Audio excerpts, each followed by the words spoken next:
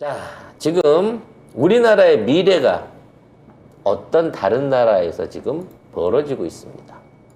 스리랑카 대통령이 사임을 했다고 합니다. 요즘 그 정치인들의 순환 시대죠. 네.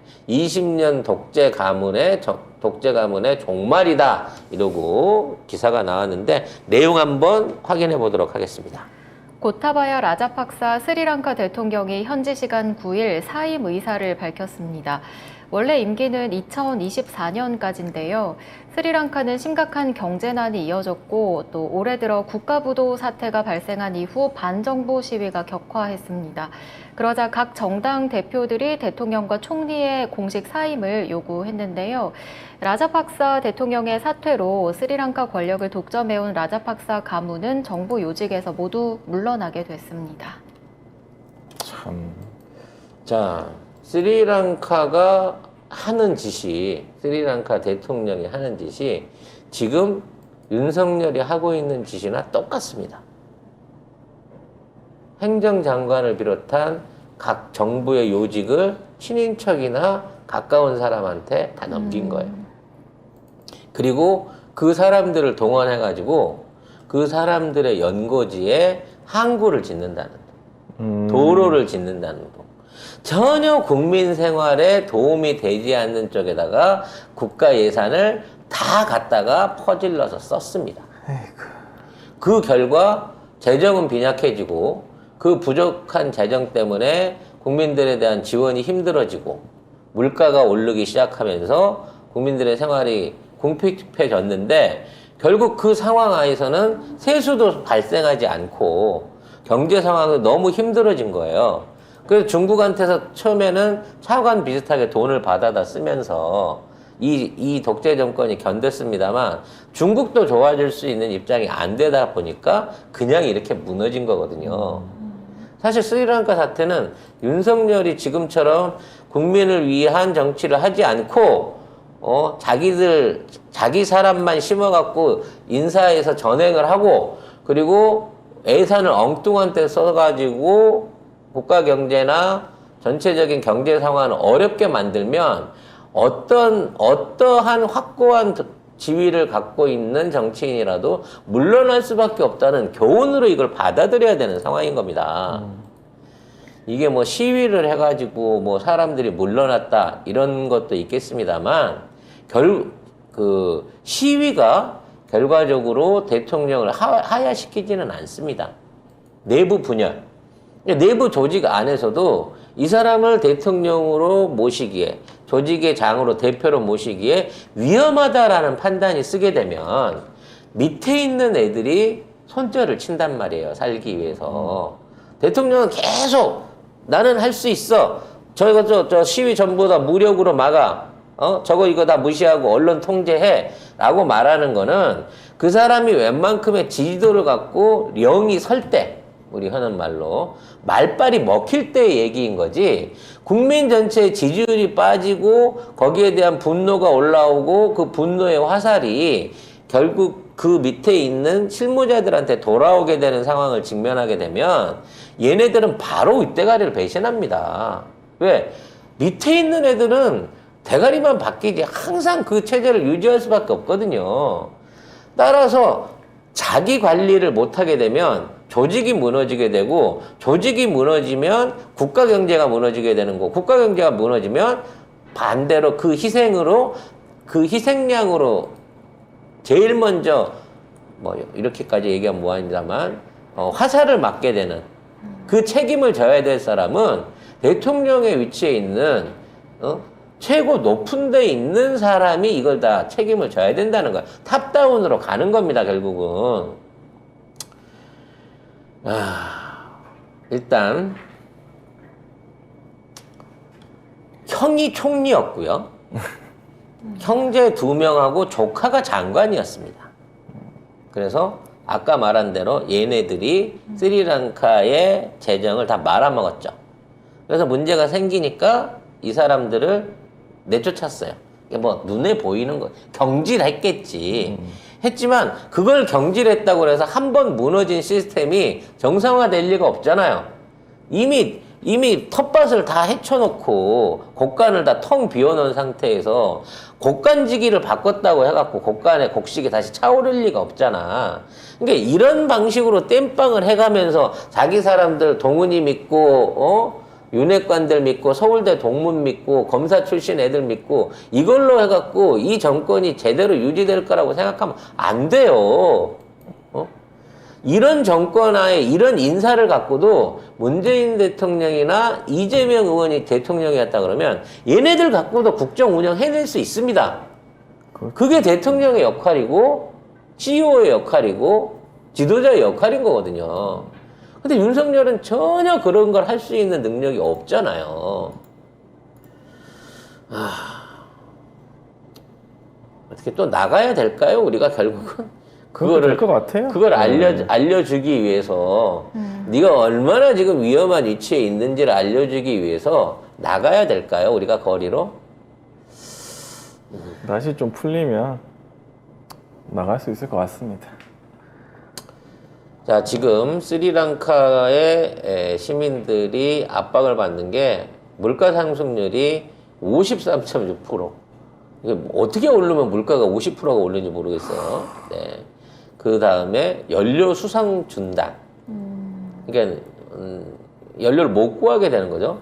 생필품의 배급제 조치 등으로 유통이 전혀 안 이루어지는 상태까지 비상사태를 맞이했던 거예요. 근데 우리도 곧 이렇게 됩니다. 지금 또 다시 요소수 문제가 슬슬 불거지기 시작하고 있고요. 물류대란 지난번에 억지로 끼워 맞췄던 거 다시 더 삐걱대기 시작했거든요. 네? 거기에다가 이제 진짜 자영업자 환수 조치부터 들어가기 시작하고 지금 계속 그 내일 모레가 제일 중요한 날이죠. 우리나라 그 금리가 기준금리가 그 빅스텝을 못하고, 그러니까 인플레이션에 대응하기 위해서 금리 인상을 못하고 현행 금리로 정지하거나 스몰 스텝을 하게 된 상황에서 미국이 빅스텝을 밟아서 금리 역전이 되는 상황이 오면 외국인 자본 유출, 환율 추락, 주가 폭락 등의 굉장히 위험한 사태가 올 수 있을 겁니다. 근데 이러한 사태를 방조하고 압박하고 있는 세력들이 토건족들이라는 거예요. 하반기 물량을 분양하기 위해서 지금 고금리 정책을 쓸 수 없다. 10월 이후로 미뤄라라고 계속해갖고 압박을 넣고 있는 거거든요. 근데 옛날에는 이런 압박을 할 수도 없었을 뿐더러 그거와 상관없이 하느니 또는 그 기재부가 나름대로의 판단에 의해 가지고 이러한 금리에 대한 것들을 유연하게 대처를 해왔었단 말이야. 근데 지금은 몇몇 욕심을 가지고 있는 기득권을 취득한 무리들의 욕심에 의해서 국가정책, 금리정책, 경제정책, 수출정책, 외환정책들이 전혀 정상적인 방향이 아닌 엉뚱한 방향으로 지금 계속 흘러가고 있는 거예요. 이게 한두 군데에서 이러한 상황이 일어나는 게 아닙니다. 스리랑카는 이게 2년 반 동안 이어진 상황이었고 국민 고통이 2년 반 동안 유지되는데 우리는 스리랑카가 2년 반 동안 겪었던 일을 2개월 반 만에 겪게 될 위험성이 있어요. 내일 모레 금리 결정이 그만큼 중요한 사안인 겁니다. 근데 여기에 대한 아무런 대책이라든지 그에 대한 위험성을 지적하고 있는 사람이 없다는 게 문제인 거예요.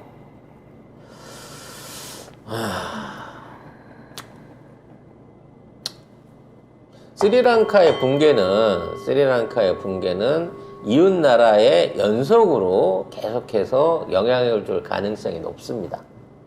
그리고 이렇게 되면 동아시아를 비롯한 아시아권 전역에 제2의 IMF 사태가 올 수 있어요. 현재 올 한 해 동안, 지난 3개월 동안 달러의 환율이 급격하게 높아지면서 동아시아 지역에서 빠져나간 달러가 68억 달러라고 합니다. 68억 달러. 68조 원 상당의 달러가 빠져나갔다고 합니다. 그럼 650억 달러가 빠져나간 거죠. 네. 그 중에 한국에서는 200억 달러 이상이 빠져나갔어요. 결과적으로 지속적으로 달러 품귀 현상은 이어지고 달러에 대한 가격은 높아지고 인플레는 점점 더 심해지게 될 겁니다. 중국이 또다시 상하이 봉쇄를 시작했고 제2의 공급망 봉쇄 조치에 들어갔습니다. 자기네들 내부적인 물가가 오르고 있는 상황에서 이제 국제 물가는 더 많이 오르게 될 거예요. 이런 거죠. 중국 내에서도 물건값이 6%가 올랐어요. 근데 중국이 지금 있는 상황에서 물건을 혼자 독점하고 있고 세계가 지금 전부 다 물건을 못 구해서 난리를 치고 있는데 6%만 올려서 수출을 하겠습니까? 훨씬 더 높은 가격을 요구하고 그 가격을 내는 데만 선별적으로 수출하려고 이 짓거리를 할 거예요. 결과적으로 중국한테 싸게 물건을 사다 쓰면서 그걸 가공해서 재가공 무역을 하고 있었던 대한민국 입장에서는 지금 중국의 이러한 그 고의적인 공급망 붕괴라든지 고의적인 미국의 고환율 정책 안에 껴가지고 역대급으로 없었던 고물가, 고환율, 거기에 인플레이션까지 경제적인 삼중고, 사중고를 겪고 있습니다. 근데 이런 부분에 대해서 지적하고 있는 언론이나 정부에 대한 정부의 어떤 대책이 전혀 없어요. 심지어 방역까지도 지금 완전히 손을 놓은 상태로 가고 있다는 거죠. 네. 의외로 우리가 걱정했던 그 시기가 또는 우리가 뭔가 움직여야 될 그 시기가 더 빨리 올 수도 있지 않나 라는 공포심이나 두려움을 가지게 됩니다. 네. 그만할까요? 네. 네. 너무 우울하게 끝나네. 네. 그죠? 뭔가 좀 희망적인 얘기 좀 해줘 보세요. 미스터님이 네. 지금 정권 말기입니다. 라고 핵심을 짚어주셨어요. 그렇군요. 네. 네. 이 짓을 하려고 우리가 수천억을 들여가지고 그 선거를 한답시고 난리를 피웠군요. 아니, 이렇게 해야 네. 이제 이직들도 깨닫나? 아니요. 못 깨닫나? 이렇게 해도? 그거야. 아니, 지금은 깨달았다고 하는데 피가 안 나서 아직 피를 안 봐서 다시 이 상황에서 다시 뽑자 그러면 또 이를 찍을지 몰라요. 오. 밑바닥까지 지금 내려가고 상황에서요? 예. 네, 지금 상황에서도 또 선거를 하자 그러면 또 이를 찍을 거기 그러면 때문에 더 망해야? 아니 그냥 망하자고 죽어야 표현하지 된다니까. 말고 더 체험을 해야 더 체험을 해야 돼. 네, 피부에 손 밑에 가시가 이렇게 푹 들어오는 느낌을 받을 때가 돼야 아니, 아니야. 불이 뜨겁다. 말만 해도 아니야. 알지 않나? 아니야. 그걸 꼭 손을 대서 손을 익혀야 돼? 아니요. 그리고 불에 타 죽으면서까지도 네. 인지 못할 거야. 아, 그래요? 세상에. 네. 우와. 손가락만 살짝 된 걸로는 안 돼. 안 돼? 네. 손가락 가자트 다음 불은 안 뜨거울 거야 이렇게 하는 건가? 정신력으로 정상이 이겨내고 있을 아닙니다. 겁니다. 정신력으로? 자, 여러분 우울한 얘기 말고 희망적인 얘기, 네. 아름다운 얘기로 마무리 좀 해주세요. 나는 지쳐서 못 하겠으니까. 네. 아 머리 아프네. 문제는 네. 우리가 이제 이런 상황 하에서도 여러분들하고 함께 이런 부분을 공유하고 있으면서 이 정권이 오래가지 못할 거다. 지금에 있는 상황은 비정상이다라고 하는 거를 느끼고 있다는 겁니다. 사실 뭐 정치권뿐만 아니고 국민들도 이제 이 정도면 야 안 된다 다 알고 있지 않나요? 하지만 우린 좀 다르죠, 걔들하고. 걔들은 기대가 컸고 뭔가 그래도 잘할 것이다. 내지는 나만이라도 건져줄 거다. 라고 하는 생각을 했겠지만 난 그 판단 자체가 이해가 안 돼. 걔는 절대 자기 지지자들을 위한 정치나 정책을 펼 생각이 없어요. 모든 국민을 위한 정치나 정책을 펴지 않습니다. 자기 주변 사람들을 위한 이득, 그리고 자기 조국에 대한, 자기 아버지의 조국에 대한 이득만을 생각하면서 정책을 펴고 있어요. 이것 때문에 나는 손실이 얼마나 크고 내가 얼마나 이것 때문에 고통받아야 되느냐를 알아야 여기에 대한 분노가 솟구친다는 거죠. 문제는 놀랍게도 윤석열에 대한 지지도나 윤석열에 대한 호감도는 급격하게 떨어지고 있는 반면에 국민의힘 당에 대한 지지율은 떨어지지 않고 있다는 거예요.